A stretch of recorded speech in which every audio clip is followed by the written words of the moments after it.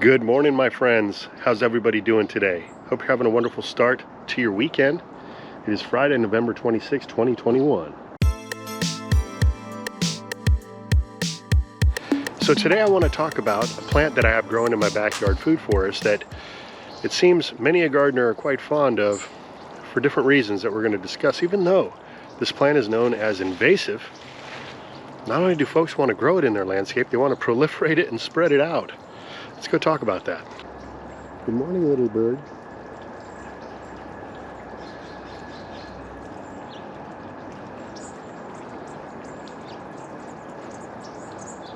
So the plant that I was referring to is none other than the comfrey plant. You can see we've got a beautiful specimen here. This particular variety is known as Bocking 14 or Symphytum uplandicum. So what makes Bocking 14 so special compared to other varieties like common comfrey, known as Symphytum officinale, is that the Bocking 14 doesn't produce seed. It still goes to flower, so it creates food for the bees, the butterflies and such, but it doesn't go to seed, so it doesn't spread like common comfrey can. With that being said, it still can have a tendency to spread out a bit, but it's much easier to control. And you're sure to notice a common theme in my garden. Near the base of most of my fruit trees, I've got one of these comfrey plants. And check it out. This plant has been getting nibbled on by some of the wild birds, and my chicken might even give it a nibble or two. Now in general, my chickens aren't typically fond of comfrey, but once in a while, certain time of year, I don't know what it is, but they go after it a little bit. Same thing with my artichoke plants. They usually leave them alone, then maybe a month or two out of the year, they'll nibble on the leaves. Interesting, but they are intuitive eaters. So although comfrey does have a long history of usage as an animal fodder, it's mainly known for its history as a food and forage crop dating back a couple hundred years. That is until about 30 years ago, when comfrey was deemed carcinogenic when taken internally, after a study on rats revealed that it could be possibly harmful to the liver and also create tumors. Now, with that being said, there are some folks out there that still consume small amounts of the plant. Don't recommend anybody do that without doing their proper research first. But a very common way that the plant is still utilized is externally.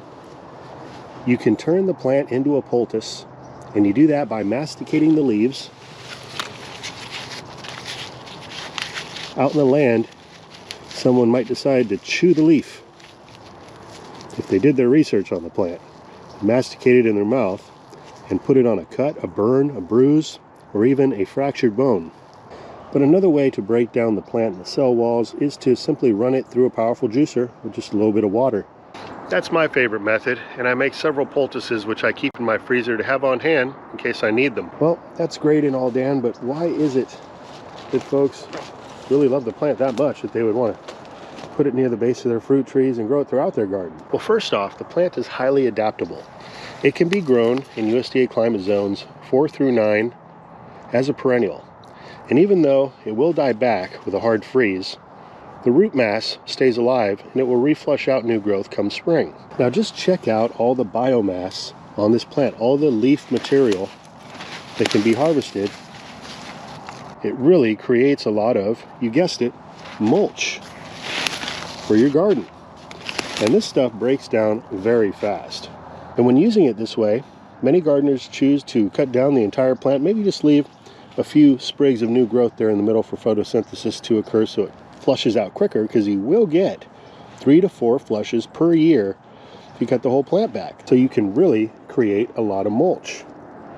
So even if you have plenty of fallen leaves in your yard, and hopefully if you do, you're collecting those and making some leaf mold, which I shared with you in a previous video, you can take some of these comfrey leaves and use it as a Kickstarter. Mix it in with the rest of the fallen leaves from your yard, and it'll help to jumpstart the composting process, which can take 6 to 12 months when making leaf mold, and it can shorten the time. But comfrey's true value as a mulching material is the amount of nutrients and minerals that are found in the leaves. And the reason why it's so dense is because it has a deep taproot, up to 2 meters deep or more, and because of that, it can reach far down into the subsoil where other plants' roots cannot reach, and it can mine up those minerals and nutrients. So if you cut down the plant and you use the leaves as mulch to mulch around some of the other plants in the area, you're able to feed them those nutrients and minerals that they could otherwise not have access to.